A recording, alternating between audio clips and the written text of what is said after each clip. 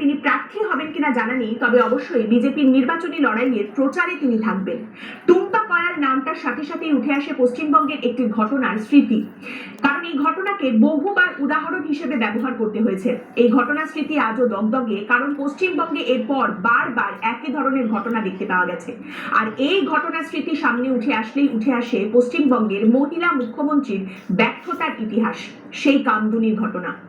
2013 সালের জুন মাসে যখন সেই ঘটনা ঘটেছিল, কলেজ ফেরত যাত্রীর ওপরে যে বর্বরতা, যে আক্রমণ নেমে এসেছিল, তার ঠিক 10 দিন বাদে 17 জুন থেকে মমতা বন্দ্যোপাধ্যায়ের সামনে সম্মুখ সমরে নেমে পড়েছিলেন টুম্পা এবং মৌসুমী কয়াল। মুখ্যমন্ত্রীর আক্রোশের বিরুদ্ধে লড়াই, বিচার পাওয়ার জন্য লড়াই, দুটোরই জের চলেছিল দীর্ঘ সময়। ততদিনে যদিও শাসকের অনেক কিছুর অভ্যেস হয়ে গেছে, ছোট্ট ঘটনা বলার অভ্যেস হয়ে গেছে, যার সঙ্গে ঘটনা ঘটেছে যিনি অভিযোগ করছেন তার দিকে আঙুল তুলে তাকেই অনেক কিছু দাগিয়ে দেওয়ার অভ্যেস হয়ে গেছে, কিন্তু তারপরেও সেই লড়াই চলেছে। আর রাজনৈতিক টানাপোড়েনের কথা যদি বলেন, তাহলে এই নিয়ে অনেকবারই প্রশ্ন উঠেছে। 2017 সালে বিশেষ করে ওই ঘটনার 4 বছর যখন পূর্ণ হচ্ছে, সেই সময় জুন মাসে 7 জুন দিলীপ ঘোষ তিনি কামদুনিতে গিয়ে নির্যাতিতার শহীদ বেদিতে শ্রদ্ধা জানিয়েছিলেন। টুম্পা কয়াল মৌসুমী কয়ালের সঙ্গে তিনি দেখা করেছিলেন, এবং তারপর যখন সেই নিয়ে প্রশ্ন করা হয়েছিল, তখন বিজেপির তৎকালীন রাজ্য সভাপতি দিলীপ ঘোষ বলেছিলেন, দেখুন, টুম্পা এবং মৌসুমী কয়াল প্রতিবাদী মুখ, তাদের সঙ্গে দেখা করতে এসেছিলাম। ওনারা দলে যোগদান করবেন কিনা সেটা সম্পূর্ণভাবে ওনাদের ব্যক্তিগত বিষয়। এবং তারপরে দিলীপ ঘোষ টুম্পা এবং মৌসুমী কয়ালের হাতে পদ্মফুল তুলে দিয়েছিলেন, সেই নিয়ে যখন প্রশ্ন করা হয়, তখন দিলীপ ঘোষ উত্তর দিয়েছিলেন, ইশারাই কাফি, বাকিটা নিজেরা বুঝে নিন।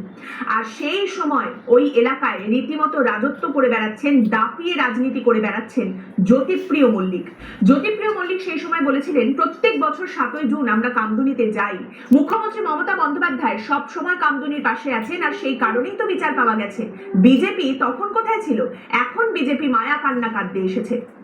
এখন এই সময়ে কে কোথায় কিভাবে রয়েছেন, সেই হিসেবটা কিন্তু বর্তমানে খুব স্পষ্ট। তারই সঙ্গে এখানে জানিয়ে রাখি, মমতা বন্দ্যোপাধ্যায় একটা সময় কামদুনির এই আন্দোলনের সঙ্গে যারা যুক্ত, যারা প্রতিবাদী, তাদের মাওবাদী বলেও কিন্তু আখ্যা দিয়েছিলেন। কামদুনির সঙ্গে যেরকম যোগাযোগ ছিল জ্যোতিপ্রিয় মল্লিকের, সেই রকমই আরো একটা জায়গার সঙ্গে বেশ গভীর যোগাযোগ ছিল জ্যোতিপ্রিয় মল্লিকের, আর সেই জায়গা হচ্ছে সন্দেশখালী। সন্দেশখালী এবং 2024 মনে করে দেখুন, 2024-এ সন্দেশখালীর ঘটনায় একের পর এক মোড় আসছে।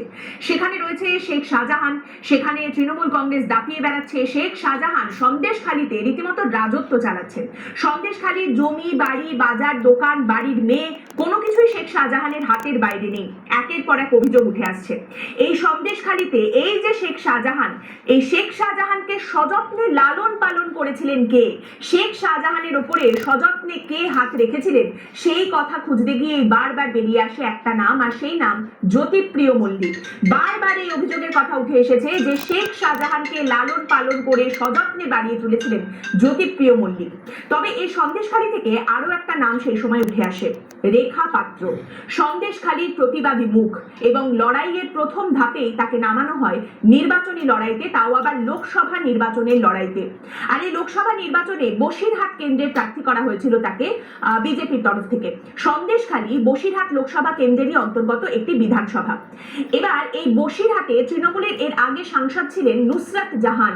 বেগতিক দেখে নুসরাত জাহানকে 2024-এ তৃণমূল কংগ্রেস আর টিকিট দেয়নি। রেখা পাত্রর বিরুদ্ধে লড়াই করার জন্য তৃণমূলের তরফ থেকে বসিরহাটে নিয়ে আসা হয়েছিল অত্যন্ত বিতর্কিত একটি নামকে, এবং তিনি হচ্ছেন হাজী নুরুল ইসলাম। এই লড়াই রেখা পাত্র জিততে পারেননি, তিনি পরাজিত হন। হাজী নুরুল ইসলাম তিনি জিতে বসিরহাটের সাংসদ হয়েছিলেন, তৃণমূল কংগ্রেস জয়লাভ করে। কিন্তু এরপর দুটো জিনিস হয়।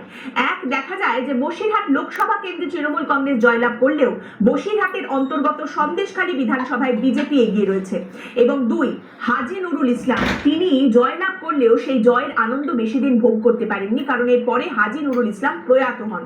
তাহলে বর্তমানে সন্দেশখালীতে শেখ শাহজাহান নেই, শেখ শাহজাহান হাজতে, এবং সেই এলাকাতে হাজী নুরুল ইসলামও নেই। তাহলে এইটাই রাজনীতির মজা। দেখুন, শেখ শাহজাহান বর্তমানে জেলে রয়েছেন। শেখ শাহজাহানের পিঠের ওপর যিনি হাত রেখেছিলেন সেই জ্যোতিপ্রিয় মল্লিক, যিনি কিনা 3 বারের বিধায়ক, রাজ্যের মন্ত্রী, রাজ্যের অন্যতম দাপুটে নেতা, শাসক দলের অত্যন্ত পাওয়ারফুল একজন নেতা, মমতা বন্দ্যোপাধ্যায়ের ঘনিষ্ঠ, সেই জ্যোতিপ্রিয় মল্লিক তিনি 2023 সালে গ্রেপ্তার হন রেশন দুর্নীতির মামলায়। রেশন দুর্নীতির অভিযোগ ছিল জ্যোতিপ্রিয় মল্লিকের বিরুদ্ধে। হাজার হাজার কোটি কোটি টাকার রেশন দুর্নীতির মাথায় রয়েছেন জ্যোতিপ্রিয় মল্লিক, এই অভিযোগ উঠে এসেছিল। 14 মাস জেল খেটে তিনি বেরিয়ে এসেছেন, কিন্তু এখনো পর্যন্ত অবশ্যই মামলা চলছে, অভিযোগ এখনো রয়েছে। তবে সেই জ্যোতিপ্রিয় মল্লিককেই আবার টিকিট দিয়েছে তৃণমূল কংগ্রেস। হাবড়া থেকে তাকে টিকিট দেওয়া হয়েছে এবং স্বমহিমায় নির্বাচনী প্রচারে লড়াইয়ের ময়দানে আবার নেমে পড়েছেন